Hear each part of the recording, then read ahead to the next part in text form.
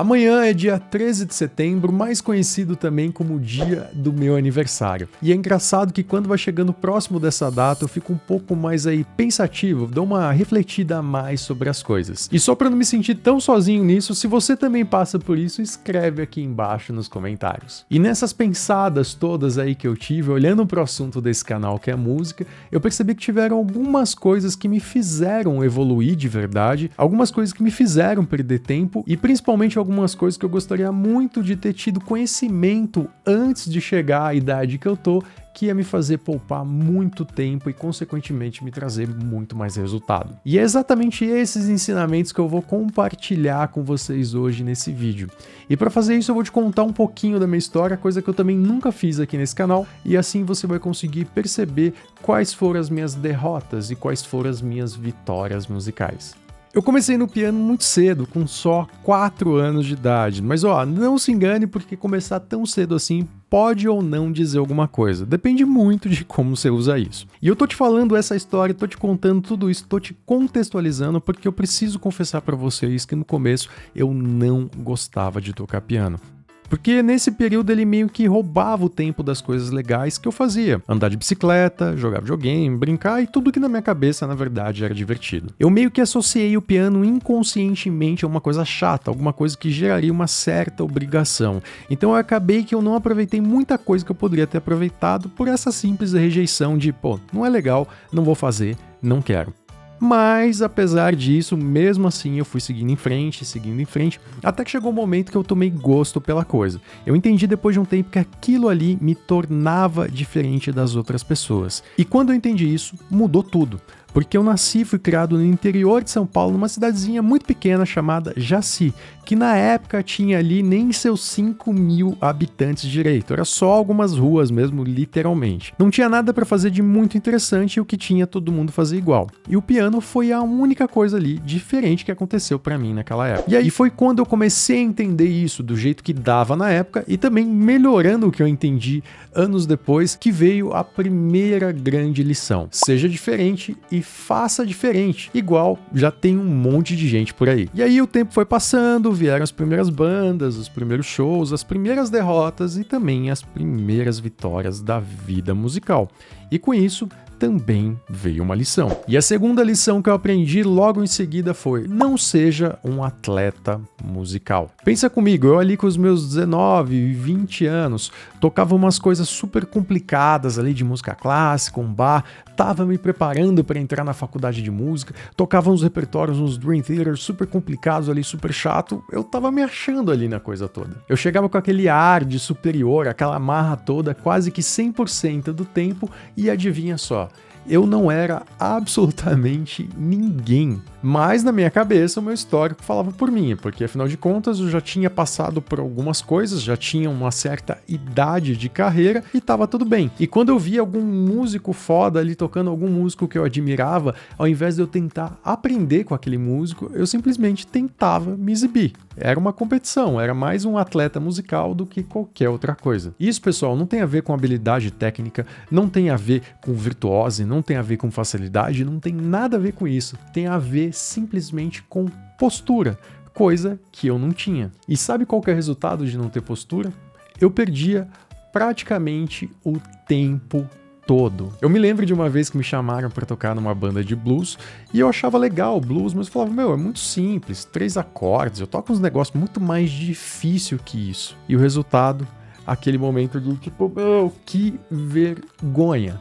Porque, obviamente, eu não ouvi as músicas, não tirei as músicas, cheguei lá e falei, é só pegar o tom, sair tocando, vou meio que improvisar tudo na hora e não preciso nem dizer pra vocês que o negócio simplesmente não aconteceu, não fluiu. E foi dessa situação toda, desse momento que eu tirei mais uma grande lição. É a música que manda, ela não liga se você passou ali 20 anos da sua vida estudando ou não. E o que eu tô tentando te mostrar é que música é sobre conexão. Não importa se você usa 2 notas pra fazer isso ou 1000 notas. Conectou, tá tudo certo. Não é legal você olhar só pelo ângulo da técnica o tempo todo, que tem que ser uma coisa muito difícil e muito complicada. Fazendo isso, provavelmente você vai acabar se dando mal. Provável até que você já conhece alguém que é assim. E para aquela galera dessa banda de blues, não importava se eu passava 10 horas estudando, se eu passava 1 hora estudando, se eu manjava de teoria, se eu manjava de técnica, de qualquer outra coisa. Importava que eu simplesmente não consegui resolver, não consegui tocar as músicas. Simples assim. E quer ouvir a pior parte de todas? É que na época eu não enxergava isso. Eu achava que, essa música é muito fácil, essa banda aqui não é tão boa, esses músicos aqui só tocam blues, isso aqui não é tão legal. Era tipo, eu o tempo todo. Moral da história, não resolvi o trabalho, não chegava a lugar nenhum. E o mais legal de tudo é que eu conversei com o guitarrista dessa banda anos depois, a gente tava falando sobre os velhos tempos, e uma coisa que eu entendi e que eu percebi depois de um tempo é que o principal erro, a principal lição que eu aprendi é que eu não tinha credibilidade. Não importava se eu tocava bem, se eu tocava mal, se eu manjava de tudo, eu não passava credibilidade, nem pro pessoal da banda, nem para quem fosse me chamar para um trabalho futuro, que poderia ser uma indicação, até para eu mesmo. Pode ser que eu não tenha admitido, mas aquela pulga atrás da orelha ali, ela existiu, porque se eu era tão bom assim, pelo menos na minha cabeça, por que não tava dando certo as coisas? E foi por isso que eu adotei essa lição aqui como regra. Não use a sua virtude, não use a sua facilidade de uma maneira burra. É como se você fosse o melhor jogador do mundo, jogando num baita de um time legal, mas você sempre chega atrasado pro jogo, sempre chega atrasado pro treino. Ou seja, você não ajuda o time, você não joga. Então, não adianta nada, você tá usando a sua facilidade e a sua habilidade de uma maneira burra. Voltando pra cá, aplicando isso musicalmente, eu era bom em uma coisa: estudar e gerar resultados com aquele estudo. Eu fazia escalas, fazia exercícios técnicos, tinha muito arpejo na mão, tinha muita velocidade, tinha muita precisão, mas eu não era bom em uma coisa, que era simplesmente tocar uma música e deixar essa música bonita. E a cereja do bolo que veio confirmar isso pra mim foi quando eu prestei pela primeira vez para eu entrar na faculdade de música. Eu prestei pro curso de bacharelado em piano na Universidade Federal de Uberlândia e tomei pau. Eu fui reprovado, não fui aceito logo ali na prova de aptidão. Para quem não sabe, quando você vai prestar uma faculdade de música, a primeira prova é a prova de aptidão. Você tem lá um programa que você precisa seguir, umas coisas que você vai ter que tocar, e se você não passar ali, se a pessoa não achar que você é apto, você nem chega a fazer as outras provas que são normais do vestibular, as outras matérias. E anos depois, conversando com a minha professora da faculdade, o que não me fez passar no teste de aptidão, porque simplesmente eu era um apertador de teclas. Eu tocava ali no tempo certo, as notas corretas, mas não queria dizer nada, não interpretava a música. Eu tocava ali a famosa comida sem sal, sabe? Aquela comida sem tempero, que você come, te alimenta, tá tudo certo, mas não quer dizer muita coisa, não quer dizer que você tenha vontade de comer aquilo de novo. E foi justamente aí que a bala de canhão me atingiu, porque eu precisava mudar minha postura não era legal, eu não estava tendo resultados e não estava simplesmente conseguindo tocar. Só tinha muita técnica, muita velocidade e as coisas não eram resolvidas. Então eu sabia que eu precisava mudar, eu sabia que meu objetivo era ser mais musical, mas eu não sabia como fazer isso. E aí, pessoal, chegou a grande lição da minha vida, que foi a lição que mudou tudo para mim. Não adianta você ter um objetivo se você não tem um plano para chegar até esse objetivo. Você pode ter o objetivo, a sua meta de juntar 10 milhões de reais. Se você não tem um plano de como você vai fazer isso, dificilmente você vai conseguir chegar lá. Musicalmente falando, é a mesma coisa. Eu precisava de um plano que eu conseguisse cobrir todas as áreas e ser mais musical. E foi aí que eu comecei a testar várias coisas, começar a ver como os músicos que eu admirava estudavam, como eles se portavam, fazer um estudo mesmo de caso, tanto da parte de postura, da postura musical, quanto da parte de, beleza, é só isso mesmo que precisa estudar? Não tem nada mais? Não tem nada além? E foi exatamente aí que as coisas começaram a andar e as coisas começaram a dar resultado. As bandas que eu comecei a tocar foram muito mais legais, eu tive resultados nessas bandas e de quebra prestei de novo pro vestibular de música e consegui passar. E essas coisas que eu mudei não são coisas que eu guardo como segredo, guardo as 7 chaves. Tanto é que eu já falei disso aqui no YouTube,